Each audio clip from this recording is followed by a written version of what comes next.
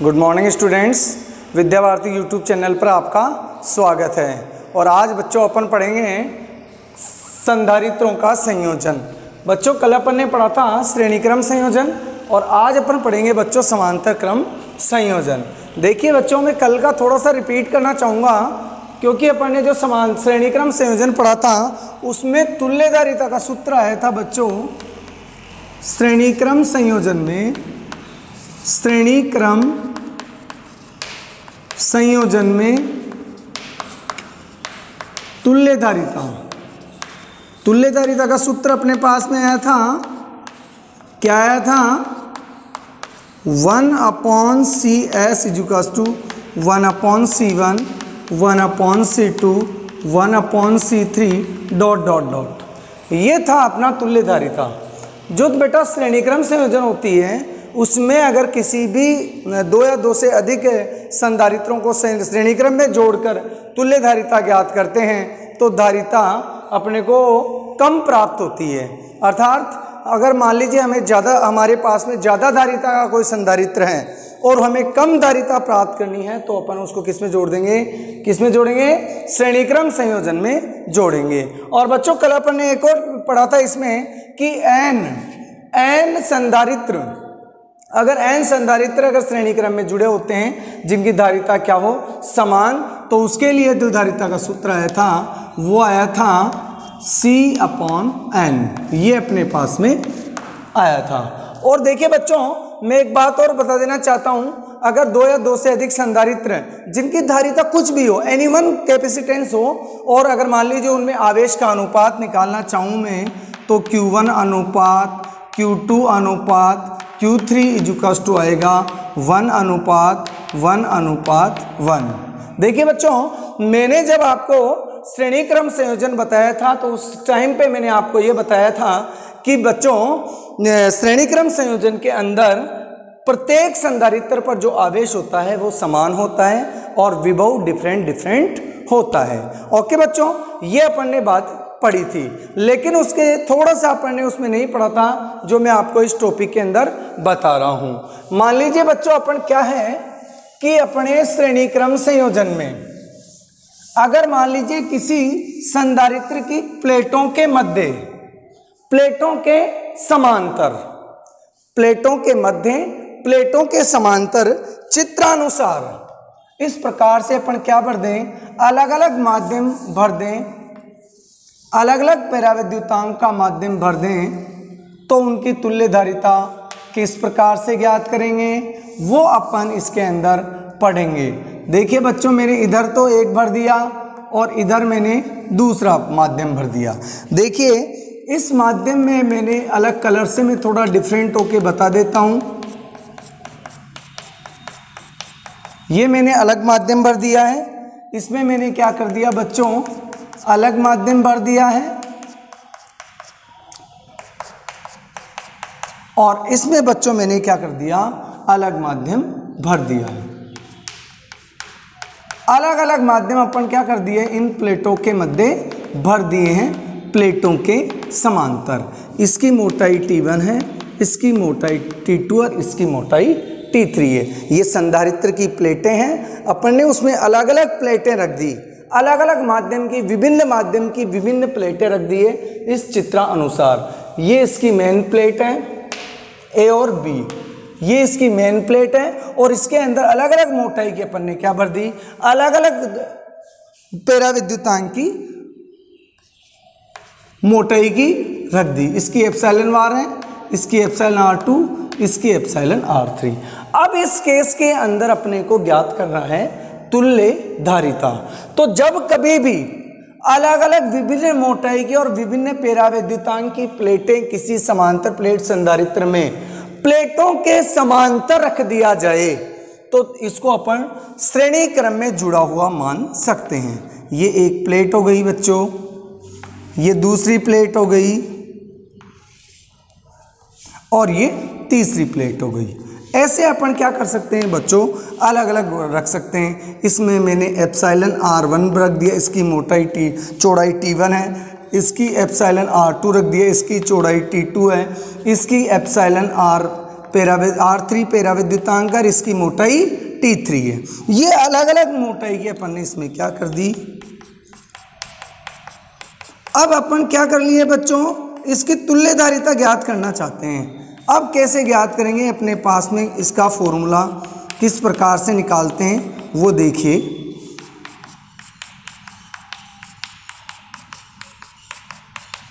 अब इसका फॉर्मूला मान लीजिए इस इत्तेतर संधारित्र है, उसकी धारिता C1 है, ये वाला जो संधारित्र बना है इसकी धारिता C2 है और इस वाले की C3 है। देखो बच्चों, अपन ने बताया था कि जब किसी संधारित्र के मध्य कोई पेराविद्युत पदार्थ भर दिया जाता है तो उसकी धारिता क्या होती है, उसकी धारिता होती है C = ε0 ε r/d, यानी कि उसकी मोटाई। और इसकी मोटाई बच्चों पूरी की D है और यहाँ पर इसकी मोटाई T1 है, इसकी T2 है और इसकी T3 है। तो देखिए C1 बराबर कितना आ जाएगा, ε0 ε r1/, इसकी चौड़ाई कितनी है, T1 है। इसी प्रकार C2 बराबर आ जाएगा ε0 ε r2/T2।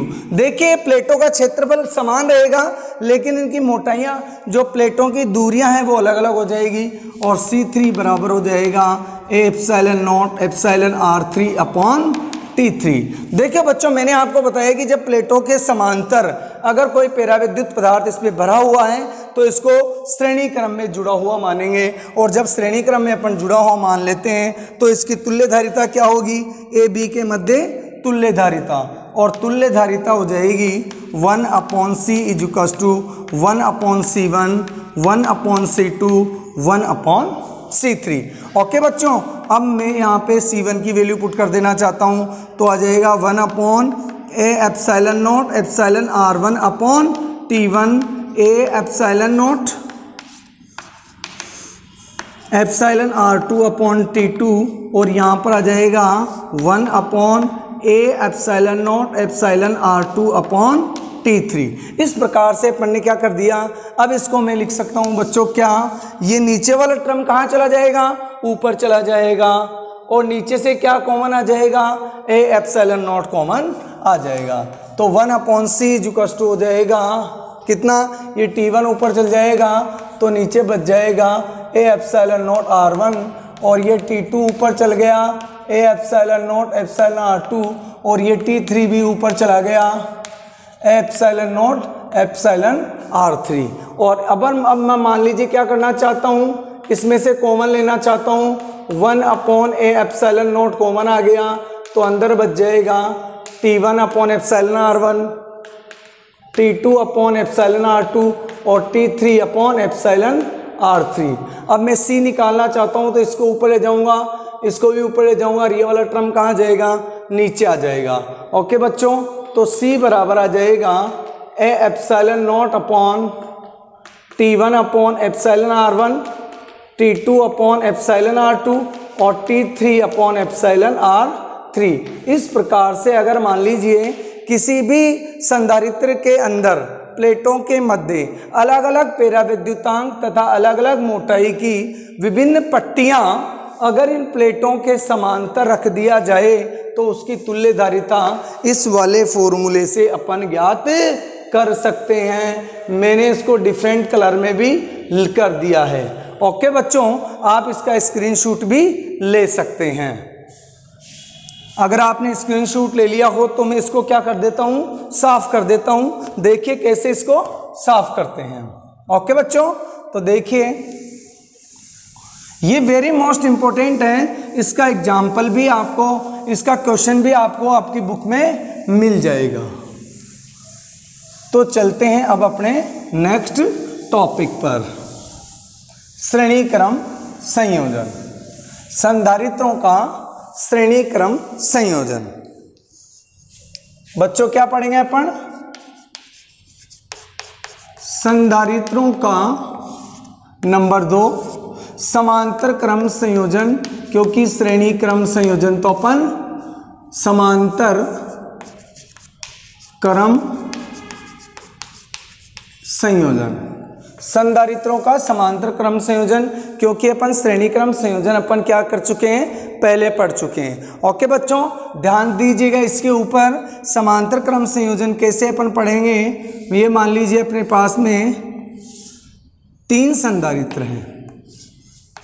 ये एक संधारित्र है, इसकी धारिता C1 है, और ये दूसरा संधारित्र है और इसकी धारिता कितनी है बच्चों, C2 है, और ये तीसरा संधारित्र है, इसकी धारिता कितनी है, C3 है। इस प्रकार से अपने पास में 3 संधारित्र हैं और ये अपन ने जोड़ दिया यहाँ प्लस क्यू आवेश से, यहाँ पे प्लस क्यू आवेश आ जाएगा और इसके ऊपर प्रेरण द्वारा माइनस क्यू आवेश आ जाएगा। इसको अपन क्या कर देंगे, भू संपर्कित कर देंगे।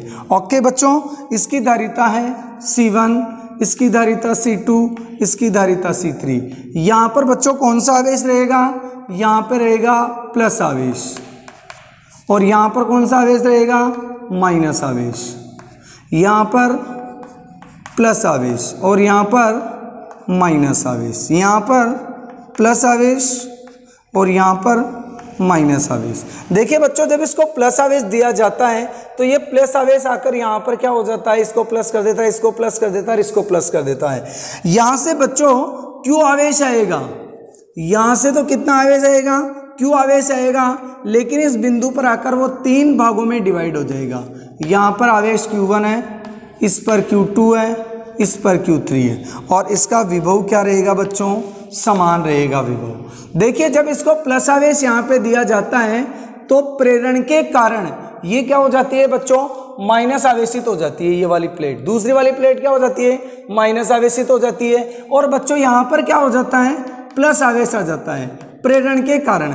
लेकिन जब इसको भू संपर्कित कर दिया जाता है तो यहाँ से इलेक्ट्रॉन उत्सर्जित होकर यहाँ के प्लस आवेश को क्या कर देंगे, निरस्त कर देंगे। सेम टू सेम काम यहाँ पर भी होगा। इधर क्या हो जाएगा बच्चों, प्लस आवेश आएगा जो इलेक्ट्रॉन आके निरस्त कर देगा। यहाँ पर भी क्या होगा बच्चों, प्लस आवेश आ जाएगा प्रेरण के कारण, लेकिन इलेक्ट्रॉन आकर उसको क्या कर देगा, निरस्त कर देगा। इस प्रकार से अपन क्या कर सकते हैं, समांतर क्रम संयोजन कर सकते हैं। देखिए बच्चों, यहाँ पर विभव सबका इक्वल है, इस पर जितना विभव है सभी पर विभव क्या है, समान है, लेकिन आवेश तीनों पर अलग अलग है। यहां से आएगा तो सिर्फ क्यू आवेश ही, लेकिन यहां पर आके वो क्यू आवेश 3 भागों में डिवाइड हो जाएगा। एक भाग Q1 इधर चला जाएगा, एक भाग Q2 इधर चला जाएगा, और एक भाग Q3 इधर चला जाएगा। तो देखिए C1 वाले संधारित्र पर Q1 आवेश आ जाएगा, C2 वाले संधारित्र पर Q2 आवेश आ जाएगा, और C3 वाले संधारित्र पर कितना आवेश आ जाएगा,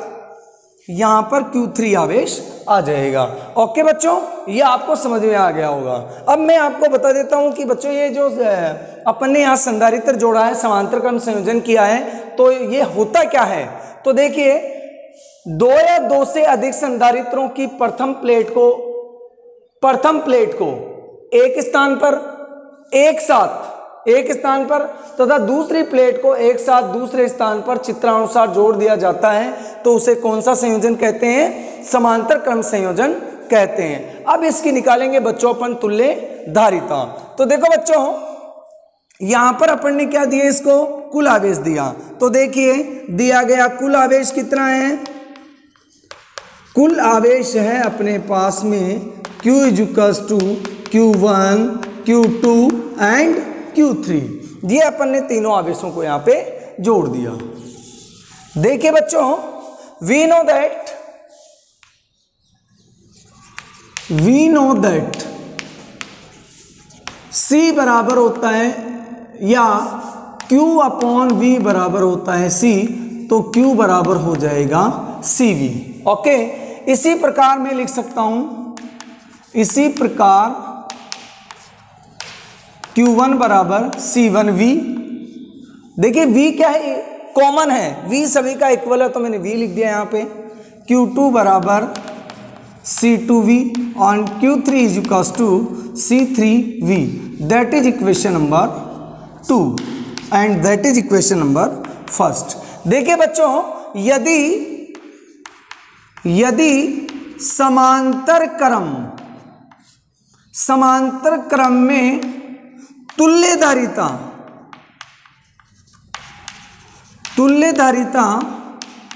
C P हो तो Q बराबर हो जाएगा CPV, that is equation number 3। ये जो Q है, कुल आवेश Q जो आप देख रहे हैं बोर्ड के ऊपर, कुल आवेश Q वो किसके इक्वल हो जाएगा? CPV, तुल्य धारिता के इक्वल। ये टोटल आवेश जो है, टोटल आवेश की बात कर रहे हैं। ओके, अब समीकरण 2 व 3 को कहां पे रख दो? 1 में। समीकरण 2 व 3 को 1 में रखने पर, ओके बच्चों, चलो रख देते हैं। रखेंगे तो क्या आ जाएगा यहाँ पर आ जाएगा CPV, Q is equal to CPV, Q1 is equal to C1V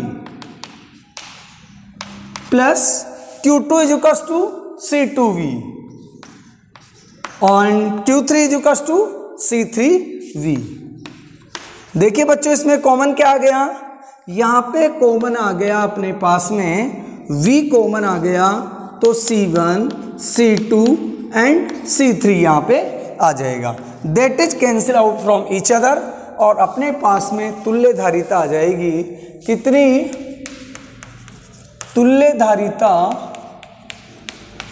CP is equal to आ जाएगा C1, C2, C3। ओके बच्चों, देखिए बच्चों क्या हुआ, मैंने वहां पर श्रेणी क्रम में तुल्य धारिता निकाला था 1/CS is equal to 1/C1, 1/C2, 1/C3। ये तो अपन ने निकालता बच्चों श्रेणी क्रम में। श्रेणी क्रम में तुल्य धारिता प्राप्त होती है, बहुत ही कम धारिता प्राप्त होती है, और समांतर क्रम में तुल्य धारिता क्या हो जाती है? सभी संधारित्रों की धारिताओं का योग अगर कर दें तो वहां पर क्या आ जाता है? तुल्य धारिता आ जाती है। ओके बच्चों, मैं एक बात बताना चाहता हूं यहां पर, यदि n संधारित्र जुड़े हो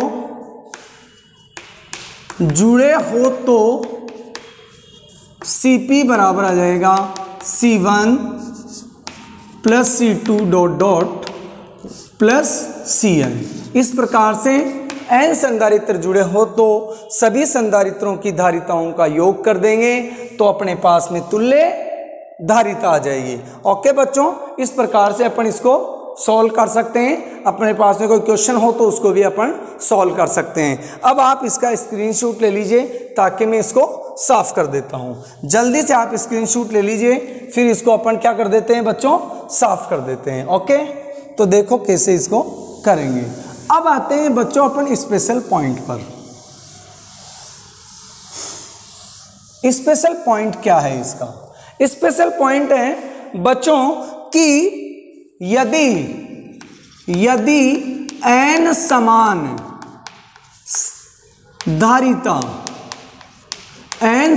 धारिता के संधारित्र,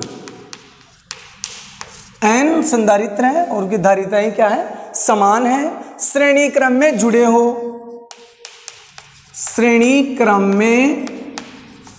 हो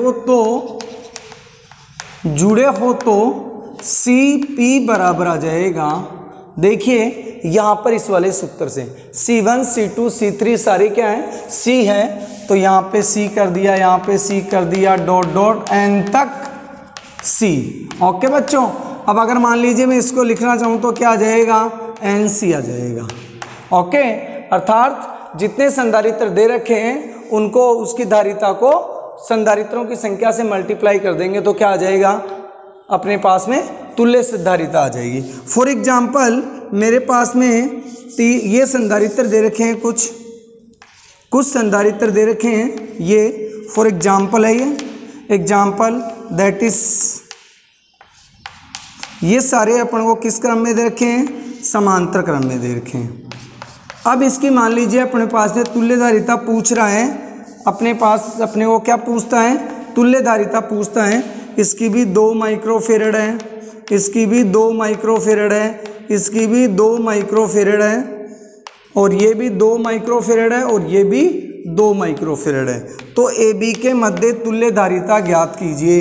तो तुल्य धारिता किस प्रकार से ज्ञात करेंगे अपन? देखिए C बराबर कितना है?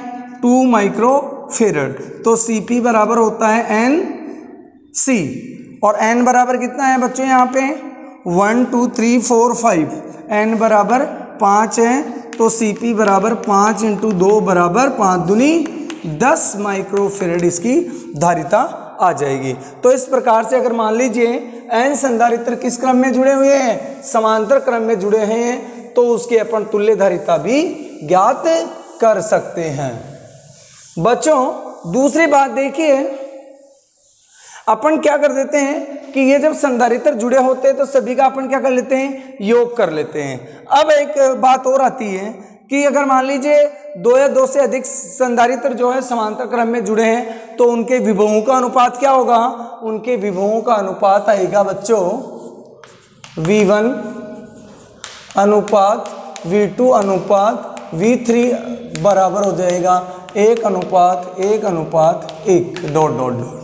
यानी कि समांतर क्रम संयोजन में क्या होता है, जो विभव होता है वह सभी संधारित्र के ऊपर इक्वल काम करता है, तो सभी को अनुपात क्या आ जाएगा, इक्वल आ जाएगा। अब चलते हैं बेटा नेक्स्ट बात पे।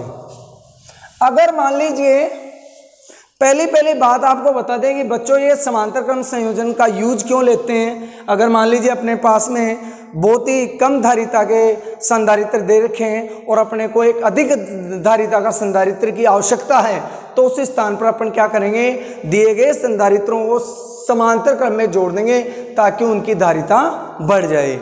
अगर मान लीजिए अपने को बहुत अधिक धारिता के संधारित्र दे रखे हैं और अपने को कम धारिता का संधारित्र अगर प्राप्त करना है तो अपन क्या करेंगे बच्चों, ऐसी कंडीशन में अपन क्या करेंगे, उनको श्रेणी क्रम में जोड़ देंगे। तो श्रेणी क्रम में तो अपने को क्या प्राप्त होती है, कम धारिता का संधारित्र प्राप्त होता है, यानी कि तुल्य धारिता जो होती है श्रेणी क्रम में वो कम प्राप्त होती है, समांतर क्रम में अधिक प्राप्त होती है।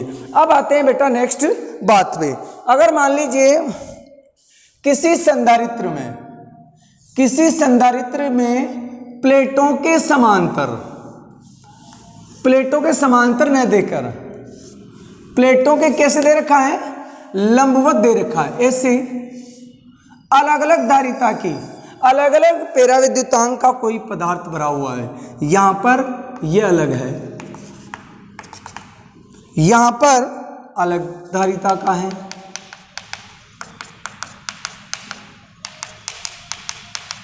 यहां पर अलग धारिता का संधारित्र दे रखा है।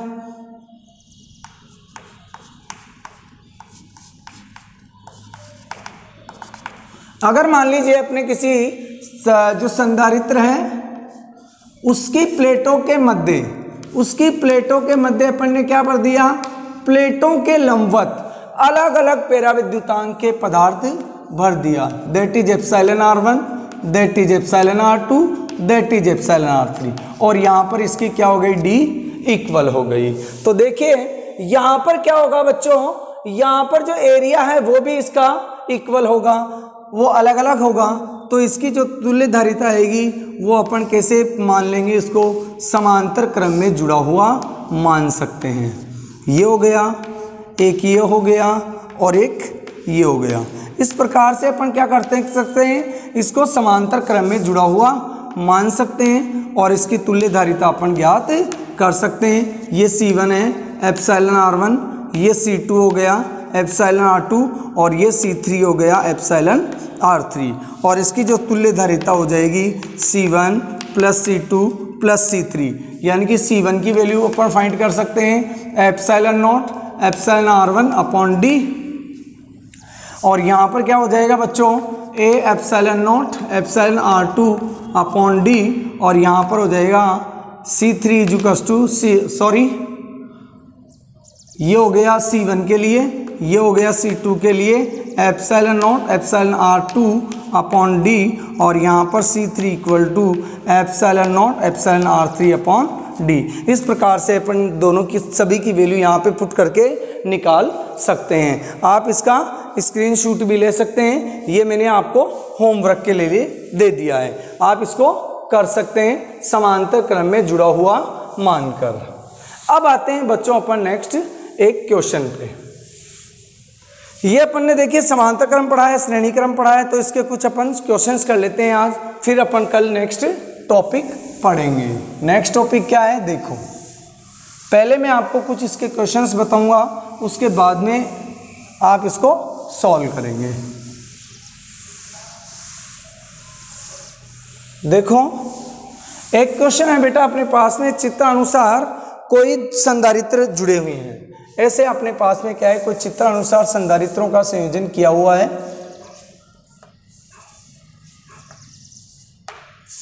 चित्रानुसार अपने संधारित्रों का संयोजन करा हुआ है अपने पास में। यहां पर एक संधारित्र दे रखा है जिसकी धारिता है 10 माइक्रोफेरड।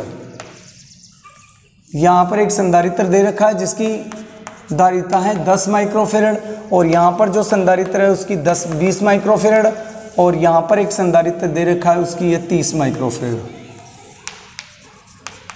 ओके, और ये से अपने को इसको एक बैटरी से कनेक्ट कर दिया है, और यहाँ पे इसको अपन ने कनेक्ट कर दिया है। इसको मैंने नाम दे दिया C1, इसको नाम दे दिया C2, और इसको नाम दे दिया C3। देखो बच्चों, ये है बिंदु P, ये है Q, और ये है N। ये आपकी बुक में एक एग्जाम्पल है, as it is same to same ऐसा एग्जाम्पल आपको आपकी बुक में मिलेगा। तो बुक में वो एग्जाम्पल कौन सा है मेरे को याद नहीं है, ये मेरी तरफ से एक क्वेश्चन मैंने आपको दिया है। देखो बच्चों, इस P और N के मध्य तुल्य धारिता अपने को ज्ञात करना है। तो यहाँ पे देखिए बच्चों, ये C1 है, C2 है, C3 है। अब पता नहीं चल रहा है कौन सा क्रम है इसका। तो देखिए ये दोनों तो क्या है बेटा, श्रेणी क्रम, समांतर क्रम में है, और इन दोनों के ये क्या है, C3 समांतर श्रेणी क्रम में है। तो पहले अपन क्या करते हैं बेटा, देखिए चित्र में C1 तथा C2 समांतर क्रम में है। कौन से क्रम में है, समांतर क्रम में है। अतः इनकी तुल्य धारिता, इनकी तुल्य धारिता क्या होगी, Cp बराबर बन जाएगा कितना, C1 प्लस C2। तो Cp बराबर हो जाएगा 10 प्लस 20 बराबर 30 माइक्रोफेरड। ये आ गया Cp। तो उपरोक्त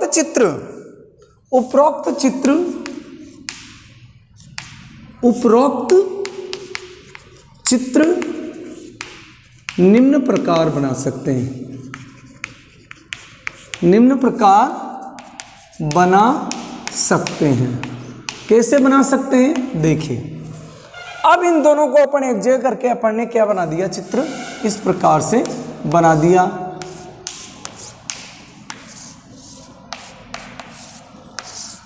ये हो गया P, ये हो गया Q, ये हो गया N, ये हो गया C3 बराबर 30 माइक्रोफेरड, और ये हो गया Cp बराबर 30 माइक्रोफेरड। ओके बच्चों, अब देखिए इस चित्र में क्या है, Cp तथा C3 समान श्रेणी क्रम में है। ओके, श्रेणी क्रम में दिख रहा है आपको बिल्कुल लाइन के अंदर। तो तुल्य धारिता क्या होगी, Cs बराबर Cp प्लस 1 Cs बराबर 1 Cp प्लस 1 C3। अब वैल्यू पुट कर दीजिए, Cs बराबर हो जाएगा 1 Cp 1/30 1/30, तो 1 Cs बराबर आ गया 2/30, और Cs बराबर कितना आ गया, Cs बराबर आ गया 30/2, और ये कट जाएगा, Cs बराबर आ जाएगा 50 माइक्रोफेरड। इस प्रकार से अपन इस क्वेश्चन को सॉल्व कर सकते हैं। तो मैं आशा करता हूं आपको एक क्वेश्चन अच्छी तरह से समझ में आ गया है। नहीं आया है तो आप इसको एक बार और देखेंगे, सॉल्व करेंगे, अपनी बुक में से देख के भी सॉल्व करेंगे। ओके बच्चों, तो चलो फिर अपन इसको, आप स्क्रीनशॉट ले ली है, तो इसको सॉल्व करते हैं। नेक्स्ट क्वेश्चन, जो कि वेरी मोस्ट इंपॉर्टेंट क्वेश्चन है, वो क्वेश्चन क्या है देखो, अभी आपको बताते हैं।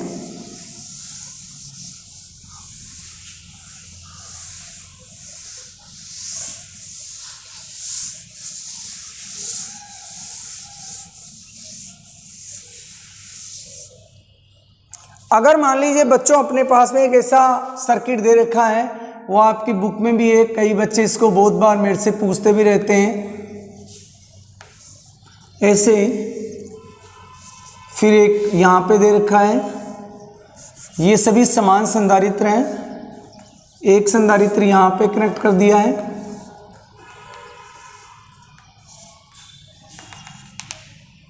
और नीचे एक लाइन दे दी यहाँ से।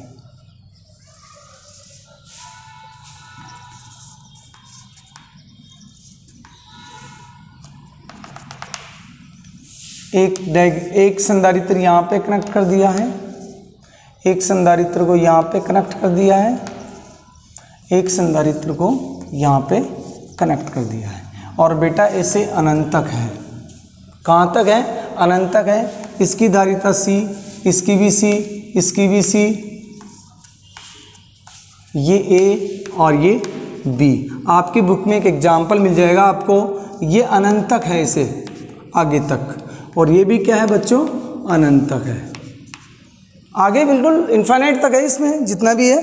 अब इस क्वेश्चन को कैसे सॉल्व करेंगे, यह आपकी बुक के अंदर एक एग्जाम्पल भी है, और बहुत सारे बच्चे जो होते हैं, स्टूडेंट्स होते हैं, इसके बारे में बहुत क्वेश्चन करते रहते हैं, सर ये क्वेश्चन हमें एक्सप्लेन कीजिए, बार बार 2-3 बार पूछते हैं, और ये आपके बोर्ड में आया हुआ क्वेश्चन भी है। तो देखिए बच्चों, अपन इसको कैसे सॉल्व करेंगे। यानी कि ए बी के मध्य तुल्य धारिता अपन को ज्ञात करना है। ये बिल्कुल इनफाइनाइट तक है, अनंत तक है। तो देखिए मैं क्या करता हूं बच्चों, यहां से इसको तोड़ लेता हूं। ओके, यहां से तोड़ लेते हैं इसको, ये P और ये Q। यहां पे अगर मान लीजिए अनंत है, अनंत में से मैं एक टर्म हटा दूं तो कोई इफेक्ट नहीं पड़ता है। यहां से मैंने इसको ब्रेक कर दिया, यहां से अपन ने क्या कर दिया? तोड़ दिया, और मान लिया कि PQ के अनंत से लेकर PQ के मध्य तुल्य धारिता कितनी है? C1 है।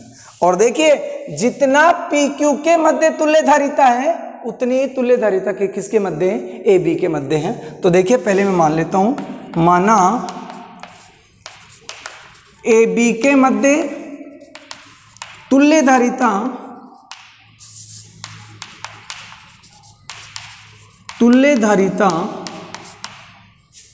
C1 है, तथा PQ के मध्य भी तुल्य धारिता कितनी है? C1 है। क्यों है बच्चों? क्योंकि बेटा इनफाइनाइट तक है ये, यहां से लेकर अनंत तक है। अनंत में से मैंने एक टर्म इसका काट दिया तो कोई इफेक्ट नहीं पड़ेगा, तुल्य धारिता C1 ही प्राप्त होगी। तुल्य धारिता पर कोई इफेक्ट नहीं पड़ता है। और मैंने बच्चों इसको कर दिया है आपके सामने, एक टर्म तो ये आ गया और ये आ गया, और यहां पे मैंने इसको ले लिया। अब डायग्राम बना दिया मैंने, ये वाला point A and that is B point, और ये हो गया C, ये हो गया C, और ये PQ आ गया, और PQ के मध्य तुल्य धारिता मैंने कितना मान लिया? आपको C1 मान लिया। ओके, और AB के मध्य भी कितनी है? C1 ही है, और PQ के मध्य भी कितनी है? C1 ही है। ओके बच्चों, ये अपना यहाँ पर एक क्वेश्चन प्राप्त हो गया है। आप इसको अच्छी तरह से स्क्रीनशॉट ले लीजिए। अब अपन क्या कर देते हैं, यहाँ पे मैंने मान लिया है C1 है।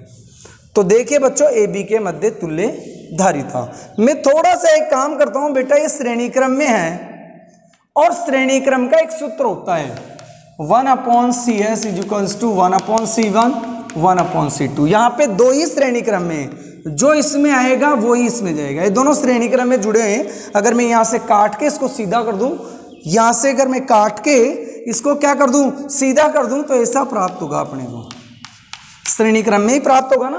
ओके, तो इसको ध्यान रखिएगा कि ये दोनों क्या है? श्रेणी क्रम में है। और श्रेणी क्रम में अगर दो संधारित्र श्रेणी क्रम में जुड़े होते हैं तो उनका एक फॉर्मूला है, यहाँ पे बता देता हूँ। डायरेक्ट वैसे भी आप फाइंड कर सकते हैं। 1/CS, इसका आ गया C1, C2 इसका वो आ गया C1 + C2। आप थोड़ा सा इसको समझ लीजिए, ये C2 इधर चला जाएगा और C1 उधर चला जाएगा। मैं इसको ऐसे भी लिख सकता हूँ बेटा, C1 + C2, और देखिए CS बराबर आ जाएगा C1 C2 C1 + C2। इस प्रकार से दो संधारित्र अगर श्रेणी क्रम में दिए हुए हैं तो उनकी तुल्य धारिता ये होती है। तो मैं इसको थोड़ा सा क्या कर देता हूँ बच्चों, ऐसे बना देता हूं चित्र को। चित्र मैंने ऐसे बना दिया है,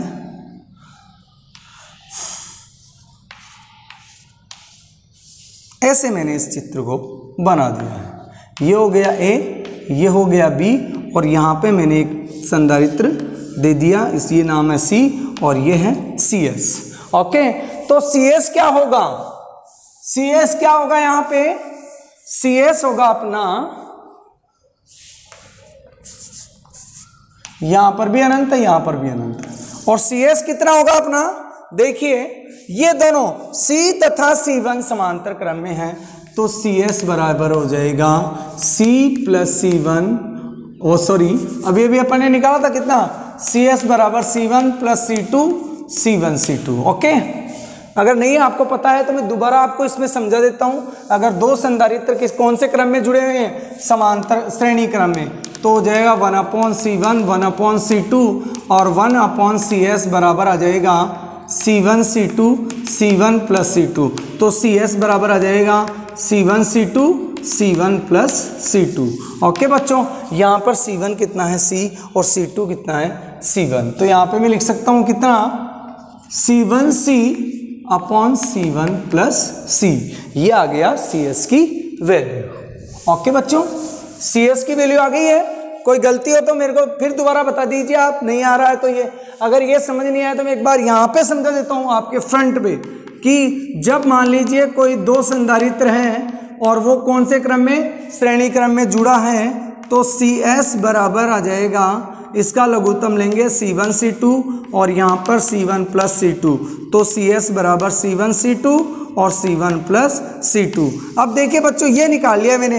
अब यहाँ पे देखिए C और C1 कौन से क्रम में है, समांतर जो श्रेणी क्रम में है, मैंने उसको CS नाम दे दिया है, और CS इक्वल टू में क्या लिख सकता हूँ, देखो C1 C2, तो C1 कितना है C, सही, तो ये इसको दे दिया मैंने C1C और C1 प्लस C2, दोनों का मल्टीप्लाई अपॉन दोनों का एडिशन, दोनों का योग और दोनों का गुणनफल का अनुपात हो जाता है। ओके, अब चलते हैं अपने यहाँ पे मैं लिख देता हूँ CS बराबर कितना है, CS से और CS बराबर है C1C और C1 प्लस C2, और इसको इधर कनेक्ट कर देते हैं। ओके बच्चों, अब ये दोनों किस में दे रखा है, ये दोनों दे रखा है अपने को कौन से क्रम में, ये दे रखा है अपने को समांतर क्रम में दे रखा है, समांतर क्रम में दे रखा है। और समांतर क्रम में तुल्य धारिता क्या होती है, देखिए AB के मध्य तुल्य धारिता क्या हो जाएगी, C1। मैंने बताया था AB के मध्य तुल्य धारिता कितनी है, C1 है, और दोनों कौन से क्रम में है बच्चों, ये बच्चों कौन से क्रम में है, समांतर क्रम में है, और समांतर क्रम में क्या हो जाता है, दोनों का योग हो जाता है। तो C1 मैंने बोला है AB के मध्य, तो आ जाएगा C प्लस CS, और CS कितना है बच्चों, CS है C1 plus C, C1C upon C1 plus C। Okay, C1 C2 की जगह C1 plus C, C1 plus C। Okay, अब चलते हैं अपन इसको सोल्व कर लेते हैं। इसका लघुत्तम आ गया अपने पास में C1 प्लस C, और यहाँ पे बच गया C1 प्लस C, और यहाँ पे बच गया C1C, ये इससे मल्टीप्लाई हो गया। अब देखिए C1 अंदर ले जाइए बच्चों, C1, इसको मैं लिख सकता हूँ C1C, और इसको लिख सकता हूँ C²। ओके, और यहाँ पे लिख सकते हैं C1C और नीचे C1 प्लस C। ओके, अब इसको क्या कर दो बच्चों, क्रॉस मल्टीप्लाई कर दीजिए, इधर लिए इसको, C1 प्लस C बराबर C1 और C1 कितना हो गया, C1C और C1C कितना हो गया, 2C1C प्लस C²। ओके, अब इसको अंदर ले जाइए, यहाँ पर C1² C1C बराबर 2C1C प्लस C²। अब देखिए बच्चों, आप क्या करो, इस वाले पूरे टर्म्स को इधर ले आइए, इधर ले आएंगे तो बन जाएगा C1² plus C1C minus 2C1C और माइनस C² इक्वल टू 0। यहाँ पे देखिए बच्चों, C1² माइनस का बच जाएगा C1c और minus c square equal to 0। यह C1 का द्विघात समीकरण है। ओके बच्चों, समझ में आ रहा है सभी को? अगर नहीं है तो बता देना बच्चों कि आपको समझ में नहीं आ रहा है, तो इसको एक बार और रिपीट कर देंगे। ये देखिए C1 का द्विघात समीकरण है। इसको समीकरण नंबर में 1 दे देता हूं और लिख देता हूं समीकरण 1 C1 का द्विघात समीकरण है। समीकरण है, ये कौन सा है बच्चों? द्विघात समीकरण है। और अपन सब जानते हैं बच्चों द्विघात समीकरण कैसा होता है? ऐसा होता है ax² bx plus c equal to 0। ये द्विघात समीकरण है, द्विघात समीकरण है। और इसमें x बराबर होता है श्रीधराचार्य सूत्र से minus b plus minus under root b square minus 4ac upon 2a। यही होता है बच्चों द्विघात समीकरण, यही होता है minus b plus minus b square minus 4ac। इस प्रकार से अपन द्विघात समीकरण को सोल्व करते हैं। तो इसमें बेटा a बराबर कितना है? a बराबर एक्स स्क्वायर का गुणांक, तो सी स्क्वायर का गुणांक, सी स्क्वायर का गुणांक है 1, और b बराबर x का गुणांक यानी कि C1 का गुणांक कितना है? Minus C1। इसको लिख सकता हूं माइनस C1। अब चलते हैं बेटा C क्या है? यहां पर अचर पद, और अचर पद कितना है बच्चों? Minus c square. और ये वैल्यू अपन यहां पे रख देंगे तो क्या आ जाएगा अपने पास में? C1 की वैल्यू आ जाएगी। ये x का द्विघात समीकरण है, ये C1 का द्विघात समीकरण है। बच्चों ध्यान देना, यहां पर x की वैल्यू फाइंड करना है और यहां पर किसकी वैल्यू फाइंड करना है? C1 की। तो इसका गुणांक कौन है? इसको मैं एक और तरीके से लिख सकता हूं। इसको देखिए बेटा, यहां पे सब जगह प्लस है तो मैं इसको प्लस वाले टर्म में लिख सकता हूं, plus minus C1 plus minus c square equal to 0। देखिए यहां पर कितना है? ये देखिए ax² माइनस bx प्लस सी। यहां पर a कितना है? यहां पर a बराबर 1, b बराबर x का गुणांक और x का गुणांक यानी कि C1 का गुणांक, और C1 का गुणांक कौन है? Minus c। यहां पर c क्या है? अचर पद, और अचर पद कितना है? Minus c square. अब अपन इधर क्या कर देते हैं बेटा? इसको साफ कर देते हैं। आप इसका स्क्रीनशॉट भी ले सकते हैं जल्दी सी, फिर अपन आगे चलते हैं। देखो बच्चों, अपन निकालना चाहते हैं C1 की वैल्यू। तो देखिए C1 बराबर कितना आएगा? यहां से देखिए, यहां पे मैं लिखूंगा C1 बराबर थोड़ा सा मोटे मोटे लिख देते हैं ताकि आपको अच्छे से दिखाई दे। यहां पे देखिए बच्चों, मैंने लिखा C1 बराबर माइनस बी, और b बराबर कितना है? b बराबर है अपना माइनस सी। तो यहां पे लिख दिया माइनस सी। ओके, b की वैल्यू पुट कर दी, प्लस माइनस, अब अंडर रूट, अब लिखेंगे b स्क्वायर, और b की जगह कितना है? माइनस सी का स्क्वायर, माइनस 4, a की जगह 1 और c की जगह माइनस सी स्क्वायर। ओके बच्चों, और नीचे आ जाएगा 2 इंटू a की जगह 1। ध्यान देते जाइए और समझते जाइए। यहां पर माइनस माइनस हो जाएगा प्लस का c, plus minus under root, यहां पर हो गया सी स्क्वायर, और ये माइनस और माइनस प्लस का 4c स्क्वायर। बच्चों समझ में आ रहा है? आप अच्छी तरह से समझते रहिए और क्वेश्चन जल्दी से सॉल्व भी हो जाएगा। तो देखो मैं कैसे इसको सॉल्व करता हूं। यहाँ पे c प्लस माइनस 4 और 1 5c स्क्वायर, और ये लगा दिया मैंने इसके ऊपर अंडर रूट। ओके बच्चों, समझ में आ रहा है? चलो आगे चलते हैं। बहुत इंटरेस्टिंग क्वेश्चन है और बहुत क्वेश्चन सोल्व करने में भी इंटरेस्ट आ रहा है। तो देखो बच्चों, मैंने इसको लिख दिया, यहाँ से स्क्वायर है अंदर, इसके भी अंडर रूट लग रहा है, इसके भी अंडर रूट लग रहा है, तो यहाँ से अंडर रूट कैंसिल हो जाएगा और अंडर रूट अपना बच जाएगा ओनली 5 पे, नीचे आ गया बच्चों 2। अब मैंने यहाँ पे लिखाया, यहाँ पे क्या कॉमन आ गया, यहाँ पे अपने पास में कॉमन आ गया c और नीचे बच गया 2। ये c मैंने कॉमन ले लिया। अब देखिए बच्चों, c1 के 2 मान हो सकता है, c1 बराबर 2 मान हो सकता है। एक हो सकता है 1 प्लस अंडर रूट 5/2 c, और एक हो सकता है c1 बराबर 1 माइनस अंडर रूट 5/2 c।